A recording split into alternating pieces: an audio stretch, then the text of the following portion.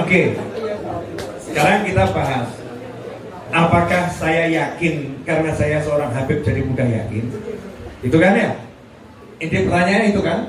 Kenapa kok saya susah yakin? Nah, sekarang saya kasih. Lah wong iblis aja yakin. Emang iblis Habib? Emang iblis Habib? Bukan kan? Bukan. Iblis aja yakin sama Allah Ta'ala. Iblis ketika dilaknat, diusir dari rahmat, artinya nggak mungkin masuk surga. Iblis itu yakin didengar sama Allah. Makanya iblis berani minta, ya Allah, anzirni, tolong ditunda saya, jangan disiksa sekarang, nanti ya sampai hari kiamat selesai baru nanti saya disiksa, eksekusinya nanti. Sekarang izinkan saya menggoda manusia, ajak manusia sebanyak mungkin ya ke neraka, memalingkan hamba-hambamu dari engkau ya Allah. Izinkan saya. Yakin pasti diizinkan sama Allah. Iblis. Kenapa iblis bisa yakin? Kok kita gak bisa yakin?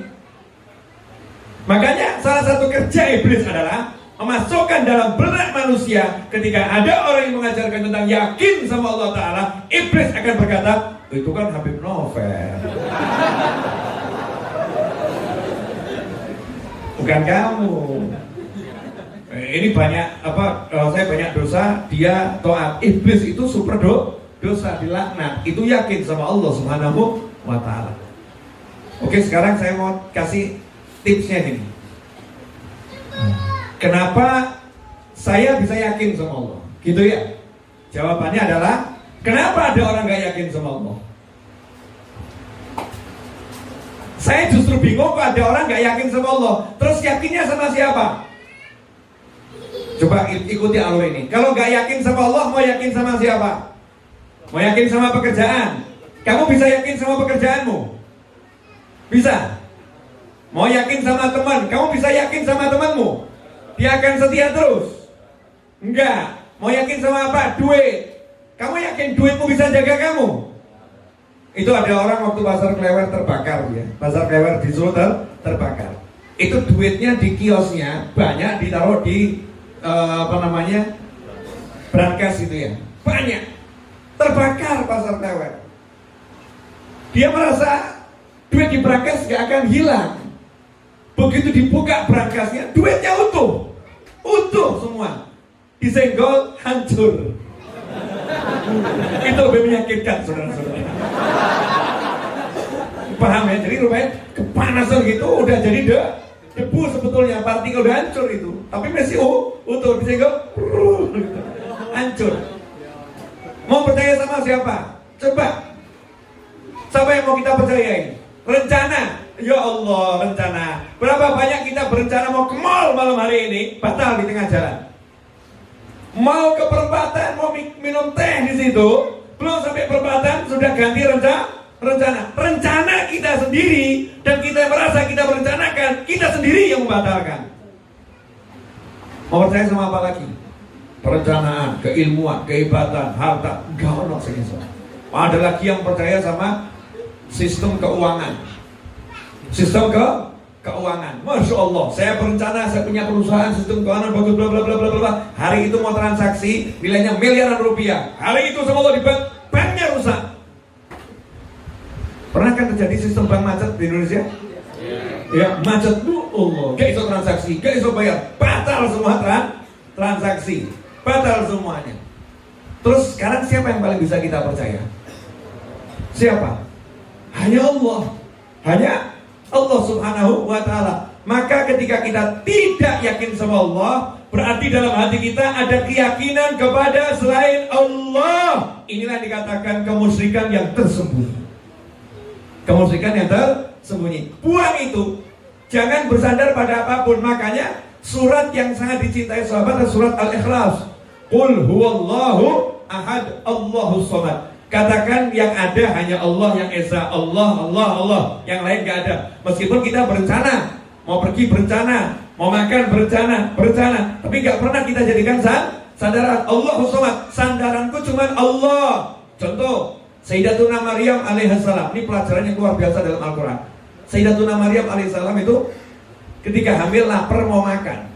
Mau makan ya gak punya, minta sama Allah, minta makan. Maka sama Allah diajari, itu ada batang kurma, kamu goyangkan. Batang kurma kamu goyangkan. Pertanyaan saya, siapa di sini yang mampu menggoyangkan batang pohon itu? Nah, ada. Kita berjamaah gak goyang itu. Kita berjamaah gak goyang. Apalagi wanita hamil goyangkan batang kurma, gak mungkin. Tapi Allah suruh goyangkan batang kurma itu. Ini perintah yang gak logis. Perintah yang gak logis kalau kita mengartikan menggoyangkan itu dalam arti harus bergoyang. Tapi Allah gak nyuruh pohon itu harus bergoyang. Tugasmu bergerak, pegang, goyangkan. Goyang gak goyang bukan urusanmu. Nanti akan jatuh buahnya. Kenapa? Disuruh ikhtiar tapi yakinnya sama Allah, bukan sama ikhtiarnya. Disuruh usaha tapi yakinnya sama Allah, bukan sama usahanya. Hasilnya apa? Luar biasa.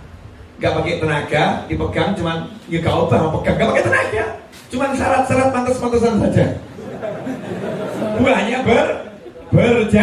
berjatuhan. Nah, orang yakin sama Allah itu sebetulnya semua usahanya pantas-pantasan. Usahanya pantasan karena semua Allah yang ngasih sama dia, jadinya enak-enak saja. Jadi yang menyebabkan kita kurang yakin sama Allah karena kita punya keyakinan pada selain Allah Subhanahu wa Ta'ala yang tidak kita sadari, tersembunyi, dan itu biasanya dari kecil kita diajari. Contoh, sekolah sing pintar ben sugih, sekolah dhuwur ben golek duit gampang, betul kan ya? Kamu nanti kalau kuliah kamu punya gelar sarjana, kamu kerja mudah, dapat jabatan dari duit gampang. Ditanamkan sejak kecil, nggak sadar, jadi masuk otak bawah sadar. Sekarang harus kita kikis semua itu. Saya nggak percaya pada ilmu saya, nggak percaya sama jabatan saya, nggak percaya sama kemampuan saya hanya percaya sama Allah Subhanahu wa Ta'ala. Maka saya akan awali semuanya dengan Bismillah. Saya minta tolong sama Allah Subhanahu wa Ta'ala. Udah minta tolong sama Allah, tapi ilmunya dipakai. Ya, ilmunya dipakai, tapi nggak dijadikan pegangan, nggak dijadikan sandaran. Seperti Nabi Musa mukulkan tongkat ke lautan. Kalau dipikir ya tongkat ketemu air mapio, ya. Tapi nyatanya hasilnya laut terbelah. Nabi Musa selamat, umatnya selamat. Karena yakinnya sama Allah, bukan yakin sama tongkat. Ini panjang ini kalau dijawab sampai subuh. Nah, orangnya malah tidur itu. Sudah yakin. Sudah yakin ya. Jadi sekarang kamu yakinnya sama siapa? Sama Habib. Lah musyrik kan